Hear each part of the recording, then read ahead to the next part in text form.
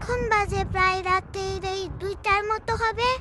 এই দেখো আমি এখন আমার ছোট ছোট গোল্লাদেরকে পরিষ্কার করে দিচ্ছি, বুঝছো? আসো গোল্লা, তোমাকে তো পরিষ্কার করে দিই। হ্যাঁ, আমার গোল্লা। এখন গোল্লারা কি ভাবছে জানো? গোল্লারা ভাবছে যে আমি হইতেছি ওদের মা, কিন্তু আমি তোদের মা না, আমি তোদের ভাই, আমি ওদের ছোট ভাই। কিভাবে তোমাদেরকে বলতেছি শোনো। ওরা মা ভেবে আমার কাছে এসে যে দেখো 4জনই অ্যাটাক করছে, করে আমার দুধু খাইতেছে, মানে দুধু খুঁজতেছে। এই গোল্লারা হট, তোরা দুধু পাবি না রে। আমার সুপারি আছে, ছোট ছোট সুপারি। আমার তো দুধু হয় না, স্যার আমাকে। এরে এ নানি, নানি বাঁচাও আমাকে।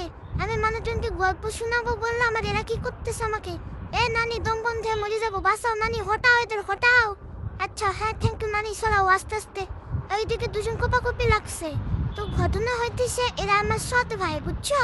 আমাদের বাবা একজনই, আমাদের বাবার নাম হইতেছে দীপজল, কিন্তু আমাদের মা হইতেছে আলাদা। আমার মা হচ্ছে লিয়ানা, আর এই ছোট ছোট গোল্লাদের মা হইতেছে এদেলা।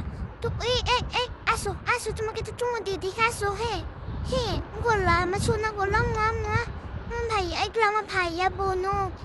কিন্তু আমি এদেরকে খুব ভালোবাসি, বুঝছো? আমার গোল্লা দেখে, আমার গোল্লারা কি কিউট কিউট গো, দেখছো তোমরা? হ্যাঁ, আমাদের সবার জন্য তোমরা দোয়া করবা, ঠিক আছে? গোল্লারা কি ভাবছে আমি ওদের মা, এই ভেবে ওরা দুধু খেতে এসেছে। রাত্রেবেলা ক্ষুধা লাগছে তো ওদের মা কোথায় জানি চলে গেছে, তাই ওরা এসে আমার দুধু খাইতেছে। এই হচ্ছে গল্প, বুঝছো?